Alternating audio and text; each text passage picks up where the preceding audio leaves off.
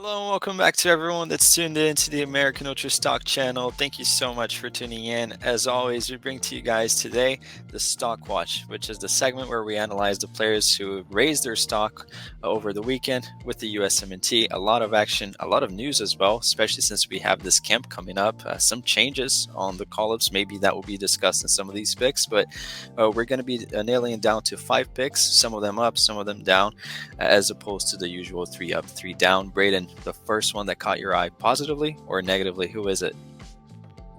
Yo, you guys see my background. There's no other way to start than with Christian Pulisic. And this one, it's mainly an up. I'm going to categorize it as an up. There is a slight negative part to it, but we'll start with the good. Absolutely on sensational form for Milan. I mean, I feel like he's in stock watch every single weekend, deservedly so. He's always scoring. Incredible first-time finish on the weekend to score against Fiorentina. Once again, he's the only player who shows up for Milan. It's honestly really sad because he always has to carry the USMNT, and he finally goes to a club where he's supposed to have some help in Rafael Leao, Teo Hernandez, and he ends up just carrying them too. He's the only player who actually looks like he wants to be there. It's just such a frustrating situation for him to be in, especially when they have 2 penalties, and he's supposed to be the designated penalty taker, and yet he doesn't get to take either of them. Teo, one of the most talented players in the world, but horrific attitude, horrific work ethic, horrible penalty from him. De Gea is notoriously one of the worst penalty savers of a high-profile keeper. Saves both of them. One from Teo and then the other one from Tammy Abraham, who's supposed to be Pulisic's friend from Chelsea, but he said, no, I'm going to take the penalty and just mess it up. It's fitting to how bad of a situation Milan are in. And, I mean, I don't know. Pulisic, I will say he needs to be a little bit more assertive there. You can't, as a penalty taker and as the only good player from Milan all season, you can't just let 2 different guys take a penalty from you. So Fonseca, the coach, did criticize that a little bit, but I mean, we know how good of a player he's in, and even outside of the goal, I thought he looked sensational. Just creating chances, getting into spaces, especially in the middle of the pitch as well. He was just so good. Yeah, I feel like he could have really had at least 1 assist. Honestly, people will look only at the goal, but he was really good, sensational out there. And I agree, he should have been more assertive, but in a way, the point's kind of proven now. I doubt that he won't take the next one, so maybe. But yeah, I agree with you. It's up on an individual, but as a collective, I don't know, the club's just a mess. I think the managerial appointment was really when kind of spiraled down. But moving on right here to my pick, it's nice that we're picking 2 players that are crucial for the USMNT. They are leaders in the squad. I'm picking Weston McKennie. And I know he didn't start over the weekend, but midweek, I mean, what a tackle. And not only the tackle, his attitude throughout the game. And Thiago Motta, he was very honest. And you can see that it was sincere when he was in the interview, when he praised Weston. I don't think it's very, honestly, different than when Allegri would say anything nice about McKennie, or it was just more like shrugged off. No, Motta was very sincere when he said it, and that he's happy to have him. And on the translation, it got lost in there, but he said that he's happy to have him and to be able to count on him for the future. So maybe he sees him as long-term. He's proving that it's likely, hopefully, he gets more than just a 1-year renewal, and next year they renew it for 2 years or so if he sticks around. And he didn't start, and they really struggled against Cagliari. Cagliari is a team that if you're Juventus, you have to beat them, home or away, regardless of who you're fielding out. And I think that Motta is perhaps waking up to the fact that, hey, his best midfielder, at least one of the best, should be a starter, is West, and he's making himself undeniable in that lineup. And I think it comes at a perfect time for him to redeem himself compared to what happened in Copa America. So I'm going to give him a stock up, especially since we have some absences in midfield. He can be a guy to step up, and first camp, he can shine. Good form for him. Moving on to the next one, will it be another positive, or do you get a stock down? Well, speaking of absences and speaking of Juventus, my next pick is going to be Tim Weah with a stock down. And this is more of a stock down for the people who actually thought he was going to be healthy for the USMNT camp. I guess Pochettino, I'm not even going to blame him. I don't think he knows any of our players yet, and it's kind of fair enough. I mean, you saw, especially by the players who were brought in, it's all just guys who have been with the team in the past. He could have brought in some other newer faces instead of the likes of Zendejas and Vasquez, but he just kind of went with, the status quo, which it makes sense for the first camp. Hopefully next time we can see some new additions. But from a Tim Weah perspective, let's be honest, I don't know how anyone thought he was fit enough to get a USMNT call-up. Maybe it was just out of necessity and just out of pure hope because all of our other winger options are hurt. And even Tim Weah on maybe one leg is better than Zendejas. But it just didn't really make sense at the time. It definitely doesn't make sense now that he got replaced due to injury. I am glad he got replaced due to injury because if he had somehow played and re-aggravated it, it literally would have been the same thing as Tyler Adams, the same thing as Gio Reyna. We just never learn from our mistakes. It looks like we're actually finally learning from them, which is, I guess, a positive in that way. But it's just unfortunate for Weah, and especially at this time when Juve's winger situation is kind of up in the air. Nico Gonzalez just got injured. Chico Conceição, who I think is an incredible player, by the way, but he just got sent off in Juve's last game, so he'll be suspended. Yeah, if Weah does come back, maybe there's an opportunity for him, but I'm just really not optimistic from that perspective that he can cement himself into the Juve lineup. I hope he proves me wrong, but it's going to have to be a stock down for now. Yeah, and I'm not going to blame Poch too much. I know that in the roster video I was a little bit critical, but it's his first one, so it's kind of expected. I just think that the people that are advising him, surrounding him, were lack any creativity to call up. And it's funny, Zendejas gets called up after, and I watched on a short, he said that he would be open going back to Mexico. I don't think anyone told him there's no way for you to switch back, like you're cap tied now. But anyways, I think it's sad to see Weah injured, but it would be tough for him to carve himself a spot, I think, in the future. My next pick right here, it's also stock down, also a player that plays in Mexico, is going to be Brendan Vasquez. Now, it could easily be a stock up because he got the call up. However, honestly, scoreless in the last 4 games, got benched this last match. Watch the highlights. He's not even there, even on extended ones. Just really not catching any form lately. And I feel like for Brendan Vasquez, 3 goals in 12 games at Liga MX really puts yourself apart and way down the pecking order for the striker, especially how hot or the form of our strikers is. So I'm going to pick a stock down because I don't think he probably doesn't have the right confidence at the moment, but hey, it's a big opportunity for him to make a statement. But I just think that the recent form warrants a stock down. Moving on to the next pick. Yeah, part of me is kind of glad he got the USMNT call-up because I think it's going to show Pochettino that he should probably never be called up again, and at least then we can go back to our 3 strikers. I don't know why he was called up. We already have 2 strikers who have a point to prove in camp. I know there was 3 originally, but let's be honest, those 3 are only there because they're all good enough to be no-brainers in the team. Vasquez is not that. It should have been another winger or someone who can help us in a different area of the pitch. And on the Zendejas thing, honestly, I hope Poch invited him to camp just to show up, show him the quote, and turn him back, send him home, because that's absolutely ridiculous. To say you're open to switching to Mexico, not only when you're cap tied to the USMNT, but then to get a call-up after that as a replacement, ridiculous. I like the guy. He had a really good spell of form back in the spring, but that was 6 months ago. He just came back from an injury, hasn't done anything since then in the last 5 games or so. It's just unexcusable, really. I hope both of them honestly have stinkers, which is sad to say, but I don't want to see either of them with the group again unless they go on a crazy run and make a move to Europe, and I just don't see that happening.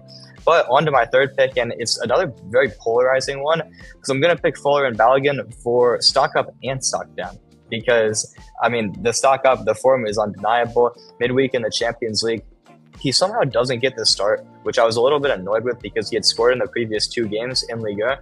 Comes off the bench, wins a penalty that's crucial for Monaco, completing the comeback, making it 2-2 against Dinamo Zagreb, which on the road, not a horrible result in the Champions Leagues, and he was crucial to that. And, of course, scoring a very, very nice goal, taking it by a defender and finishing in Liga. 3 straight league matches with a goal now. He's finally finding his form. And then as soon as that happens, he gets hurt, dislocates his shoulder, and he's out for months. It just seems like this is the history of the USMNT. Anytime one of our players hits form, they always get injured. It's just very demoralizing to see. But, I mean, on a positive note, it is nice that he is finding his form finally.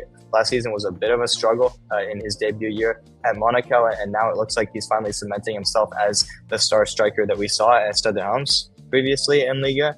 So from that aspect, it's nice, but it's a little bit frustrating. And I think on a personal note for him, it's the worst possible time to get hurt. It's the form he's in, and with Pochettino's first USMNT camp, he would have loved to have made a good impression, and now he's just, I mean, to no fault of his own, he just can't do that.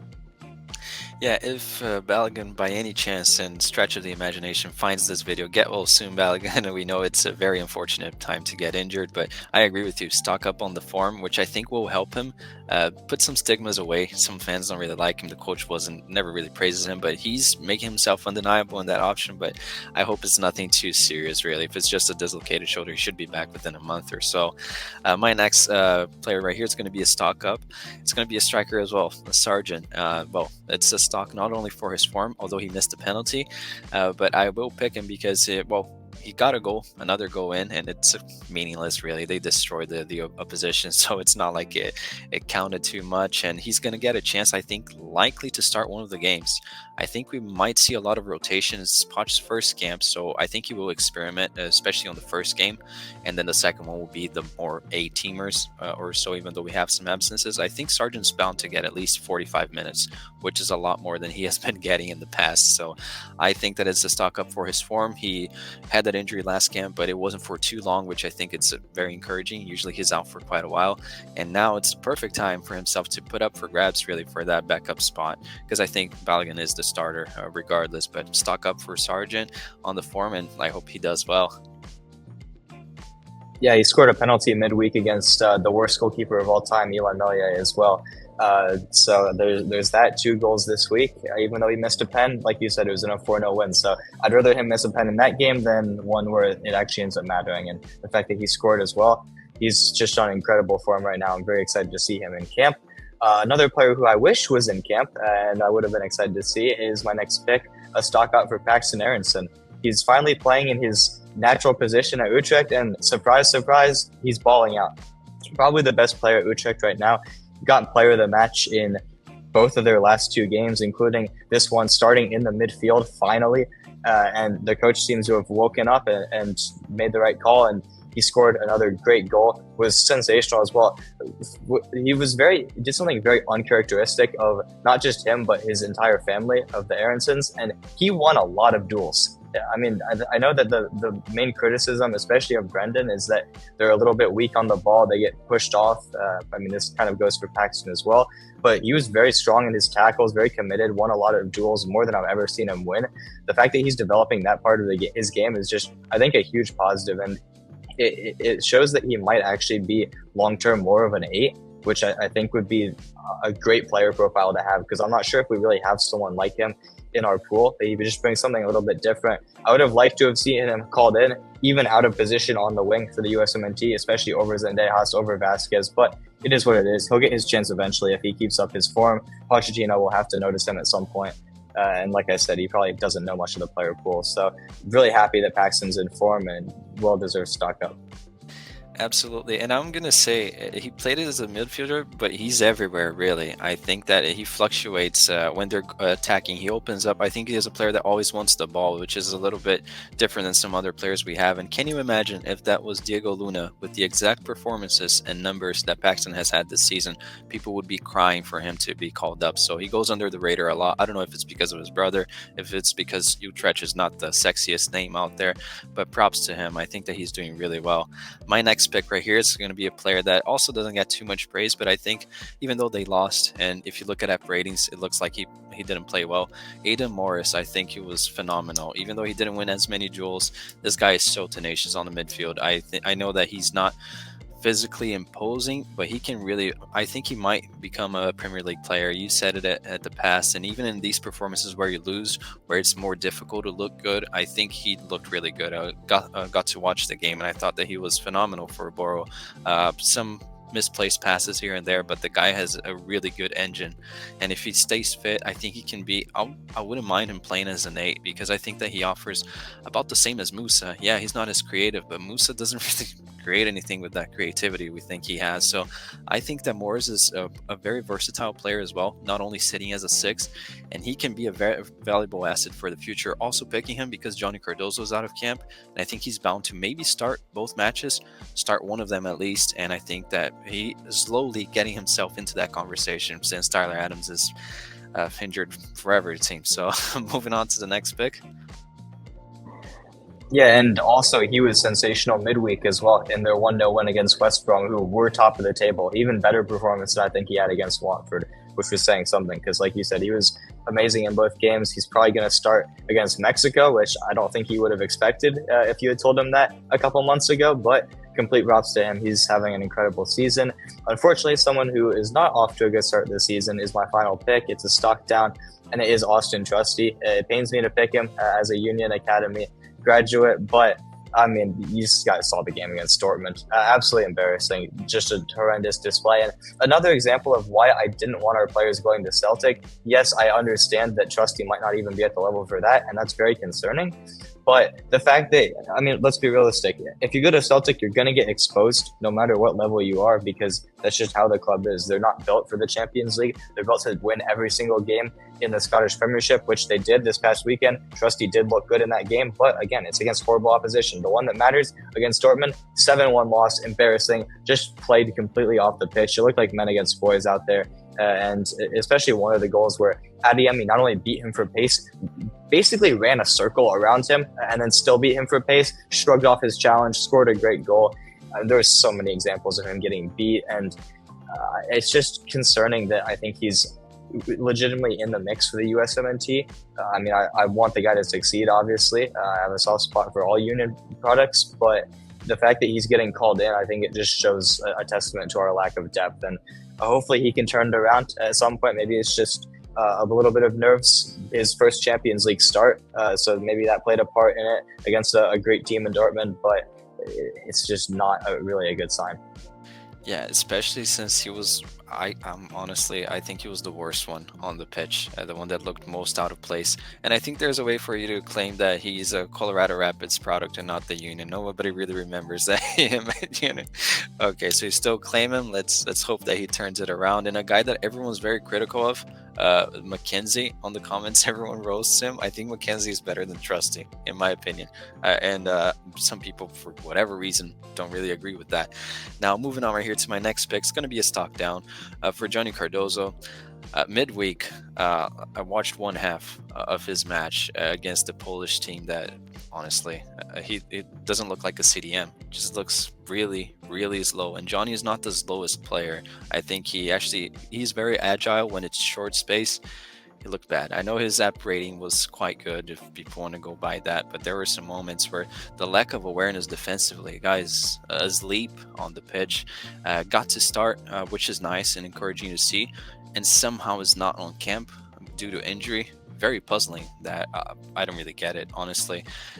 Didn't really look particularly good on the match as well, but I will be honest, I didn't watch the full match, so maybe he had a good first half. But I think that just not having the opportunity to start as the sixth on the first game for Poch, which again, another opportunity that he would have since Adams has been injured for a while, and it's fair to say he hasn't really grabbed it lately. So I'm going to put a stock down, not only because of the injury, also a little bit obscure on the reason why he's not on camp, and against Polish opposition, he shouldn't be getting run around. So those are my picks. Now moving on right here, Braden, to the ones to watch. Again, it's a camp, so we have a lot of excitement. This is what the channel is revolving around, the USMNT. Do you go for both players with the USMNT? Do you go for any youth players? Yeah, and to just explain the Johnny absence, Tactical Manager TV did confirm that he has a minor knee injury that he's been playing with the last couple of games. That's why he's missing the camp. Again, going back to the way example, Gio Reyna, Adams, whatever, it just makes more sense for him to sit out the camp. I think it was the right call to remove him.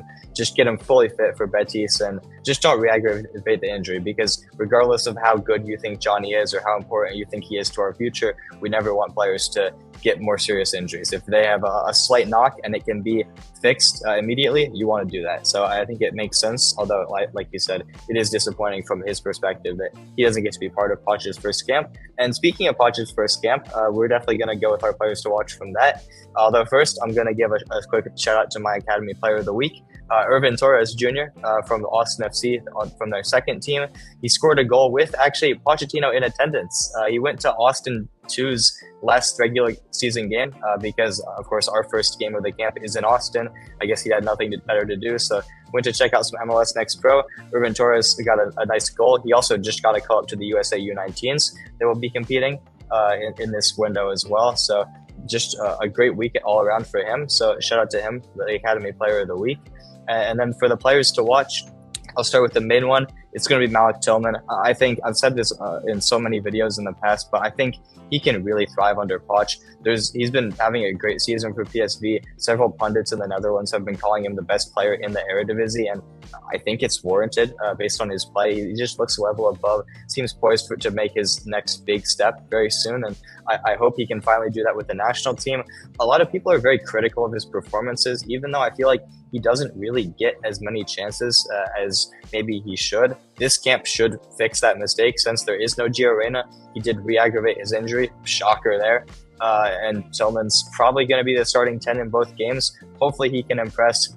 Although I wouldn't be surprised to see Brendan Aronson start in one of them, actually. But I think either one of them are going to be huge for Poch. And if Tillman starts, he's going to impress. He's just that talented of a player.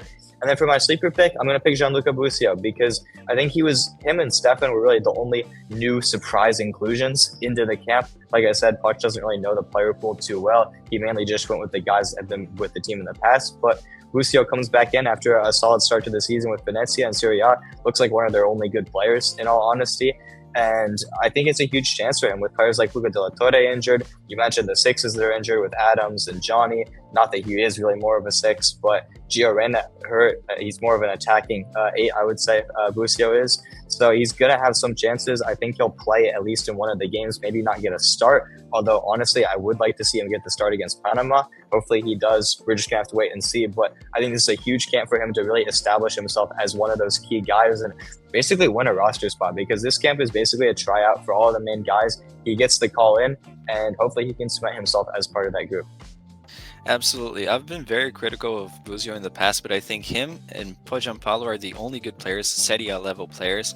And honestly, a while back, I said that I would start with him over Musa. I stand by that. I really do. And I think it's a great opportunity for him. I'm critical of the guy sometimes, but I sincerely wish him the best. And just like we said, for Johnny as well, I'm critical of, but we never want the players to be injured. Moving on right here to my picks. I'm picking one that, I'll be honest, I'm picking Tessman because similar to Morris, he's going to have an opportunity that wasn't really expected. Let's be honest. I think this week he had his first actually good game for Lyon. He played 25 minutes or so and he looked good. He wasn't slow like he was before, a little bit lost everywhere. And I think that form is catching up perhaps, and it's maybe thrown to the fire, but hey, if you want to play at the highest level, you have to be here. He definitely wasn't expecting it. I think that Maloney should have been called up, if I'm being honest. Even though his form hasn't been great, he's just come back from an injury. He's playing more than Tessman still, and it never gets a look. I don't know why. But props to Tessman for getting that chance. I think that he's one to watch because he has an opportunity right here to make a statement that with these bad performances that Johnny has had in the past, the Tyler Adams injury, him and Morris, they have a great opportunity, I think, right here to make an impression on Poch's first camp. And the next one is going to be Marlon Fossey. I'm picking him because I've been watching some of the Mönchengladbach games, and I don't think Scally really does much. I think he, long term, if we played with three at the back, he could be a right-sided center back. For us, he did well over the summer as well, but I think that Fossey's going to get a chance in one of these two. As we know, fullbacks, they have to run a lot, and he might impress. I don't know. So I'm picking him. I'm a little bit curious on this one, but these are our picks for the week. Let us know in the comments below if you agree with them. It's nice to see, like Braden said, behind him, Pulisic, full-on form, and let us know right now. We're going to obviously do a video on it, but what do you think this camp will be? Any score predictions and just thoughts overall on our picks for this week. Stock Watch, thank you so much for watching. Make sure to leave a like, subscribe, share with your friends, and we'll see you next time.